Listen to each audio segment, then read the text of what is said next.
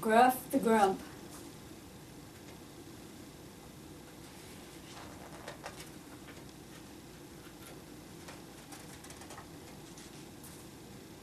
Gruff was a bear, a big bear, a great big growly, grizzly bear, grump of a bear.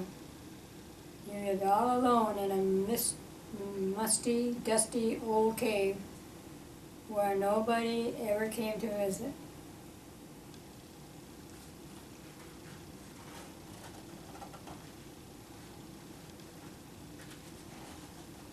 The other animals hid when they saw him coming. They called him Gruff the Grump.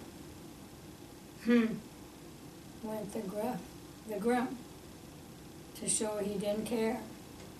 One morning Gruff and Grump was stomping through the forest when he saw something strange.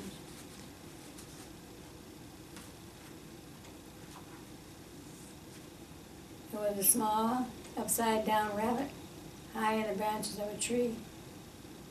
Scowled Gruff the Grump, and he turned to walk away. Oh, please, Mr. Bear. Please get me down.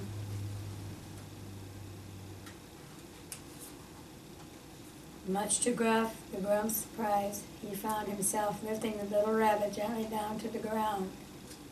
Thank you, Mr. Bear, said the rabbit. There was a fallen star caught in the tree, so I had to rescue it. But then I got stuck, and then you had to rescue me. Here, she said with a smile, you can have it. She carefully put the fallen star in the old bear's huge, hairy paw and hopped off home.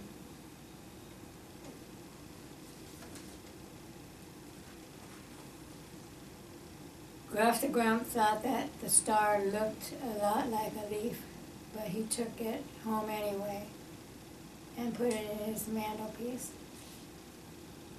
So it was golden and beautiful. That has made him realize just how musty and dusty his cave had become.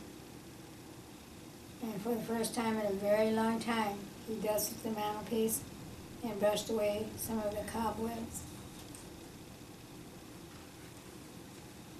A few days later, Gruff the Grump was fishing in the river when a log floated past. Clinging to the log was a small, soggy rabbit holding an orange pointy thing. Hello, Mr. Bear, said the little rabbit soggily. Can you help me out of the water? Please, thank you very much. Went Gruff the Grump.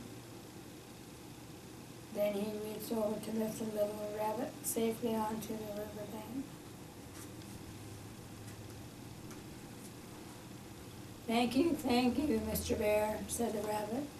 There was a fallen star in the water and I had to rescue it. So you are very big and very kind. Will you look after it for me? But Gruff and Grump just turned and lumbered away. He was feeling a bit funny. Nobody had ever called him kind before. But Mr. Bear, come back, cried the little rabbit, running after him. I can't look. Okay, I'll take it, snarled Gruff the Grump, and snatched the star. He slammed his cave door behind him.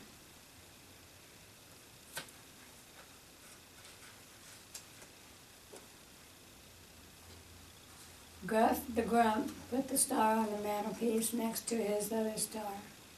They looked so clean and colorful that they made him realize just how grim and grimy his cave still was. So for the first time in a very long time, he swept up all the old pine needles from the floor.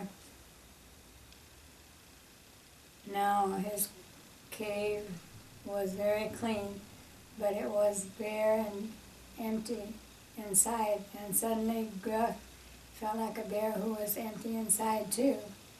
He started to feel sad, and when he finished feeling sad, he started to feel cross. And he was right in the middle of a feeling cross when there was a knock on the door. "What is it now?" he shouted. It was a little rabbit with a wheelbarrow full of stars. "Hello, Mr. Bear," she said, worn outly. There were lots and lots of fallen stars, and I had to rescue them. "Go away," Gruff and Grump roared. "I don't want any more stupid stars." Then, his great surprise, the little rabbit burst into tears.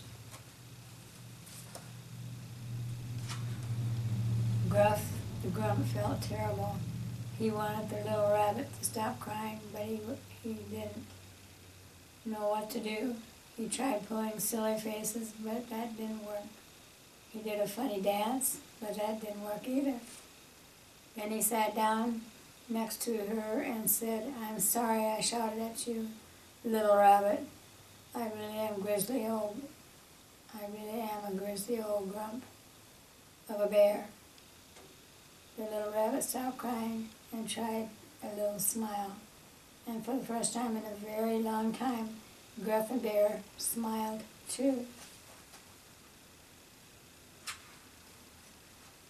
Gruff and the little rabbit scared the stars around the cave, laughing out loud as they fell like golden snowflakes all around them.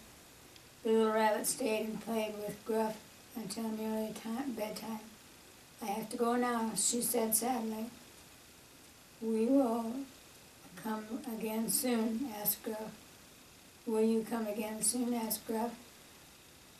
"Very soon," the little rabbit smiled. Then she kissed him goodnight and hopped off home. Gruff the bear gave a big yawn and snuggled down to sleep in his warm, starry bed. And for the first time in a very long time, he was happy.